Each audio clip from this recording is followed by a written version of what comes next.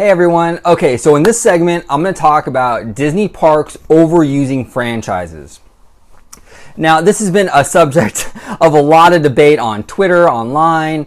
A lot of Disney, like a lot of the hardcore Disney fans, they don't like a lot of franchise, a lot of franchises in the parks. And rightfully so. I completely understand that. And I'm actually part of that group to an extent. I think that Disney has been going overboard with these franchises. So I'm going to kind of give you my opinion overall and, just kind of discuss with you guys what I think about these franchises being used at Disneyland and Disney World, especially. So the first big franchise story that I want to talk about is Star Wars Land. Now, Disneyland Park, if you're watching this video, I'm sure you're aware of this, but Disneyland Park is set up into these little areas that are very generalized. And what I mean by generalized is that we have Adventureland, we have Tomorrowland, Fantasyland, and so forth. So the theme of the land is vague enough, okay, that you can put a lot of different types of attractions and shows in these areas. An entire land based on adventure, it's the possibilities are endless. An area based on fantasy, the possibilities are pretty much endless. Now the issue comes in with like an area like Star Wars Land where it's not as general. It's based on one movie franchise, okay? So that's where a lot of the arguments come in. Where like, okay, Disney has this tradition of having really generalized lands. Now we're going to have an entire land based on one movie franchise, and that upsets a lot of fans. And I can see where they're coming from. Now, okay, in any other circumstance, I would agree with you. Disneyland should not have an entire area or land based on one movie or one movie franchise. However, I think Star Wars is a completely different animal. Okay, Star Wars, and I don't know. This might seem a little bit nerdy. I don't know, but Star Wars is more than just a franchise, like in the normal sense. Star Wars is. It kind of almost embodies everything Disneyland stands for. The future, because even though it takes place in a galaxy far, far away, a long time ago, it's still the future to us. Okay, so it's all about tomorrow. It's all about fantasy. It's a fairy tale of sorts. It borrows from history and mythology. New frontiers. Star Wars as a franchise, there is no other franchise out there that hits upon every single area of Disneyland like Star Wars does. Every single area. That franchise is almost like the physical embodiment of what Disneyland stands for. So for me, I don't have a problem with a Star Wars land because I feel like it fits so perfect in that park because of what kind of franchise Star Wars is. Now, if you were to tell me, oh, we're going to build Toy Story Playland over in Disneyland, I would be 100% against that, okay? 100% against that. I don't want, single movie franchises at Disneyland. I think Star Wars is an exception for the reasons I stated a moment ago, but I don't want to see it become a trend. I don't want to see Toy Story Land, and then we're going to have, Incredibles Land, and then we're gonna have, I don't want to see that. Okay, Star Wars is an exception that I can deal with, but if it's going to become a pattern, I'm firmly against that notion. Now, in terms of Epcot, there's a lot of rumors coming out now that Epcot's going to infuse a lot of franchises. They're going to make it more family friendly. They're going to make it more Disney. News came out yesterday that they're going to turn the spaceship Earth into the Death Star. So it's going to be for like a Rogue One like special event, probably only like one night.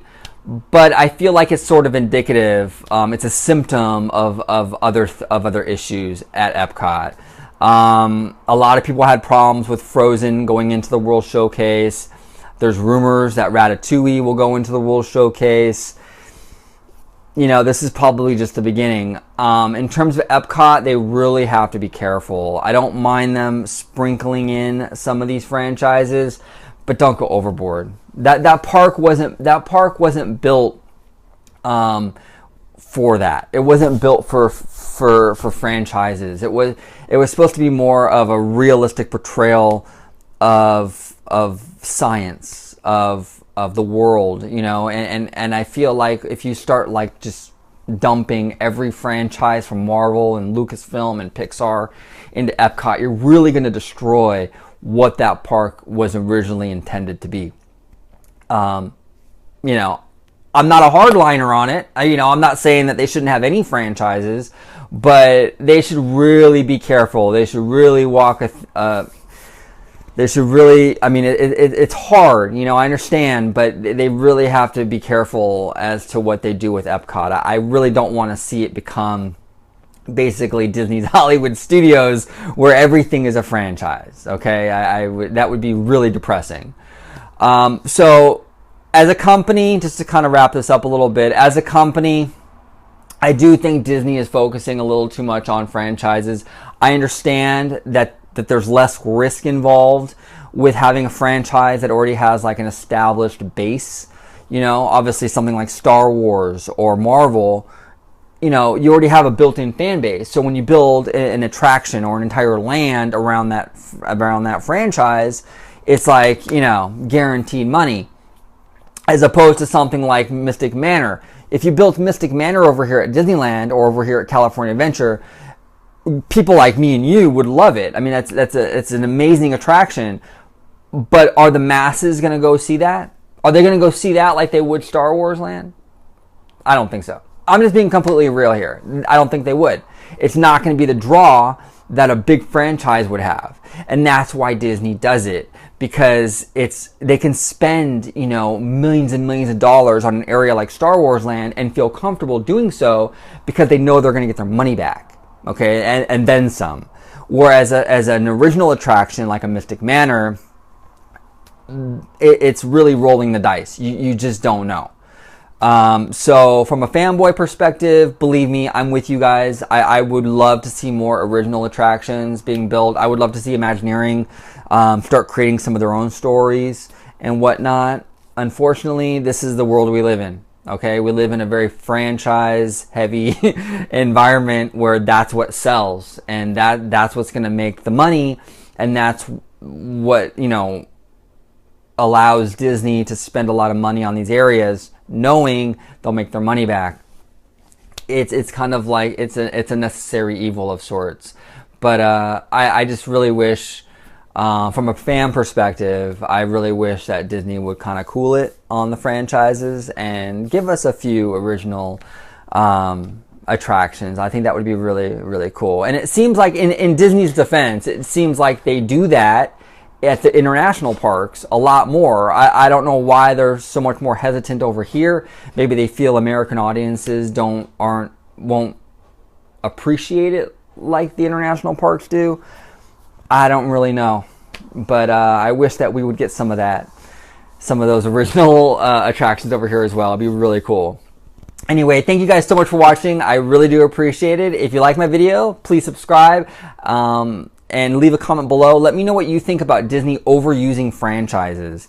You know, do you feel like it's getting too much? Is this crazy? Like, should they really cool their jets on this, or are they just fine? Or is this the new normal? Should we just accept it? So post your comments below. I'd love to hear from you guys. And thank you so much for watching, and have a wonderful day. Bye-bye.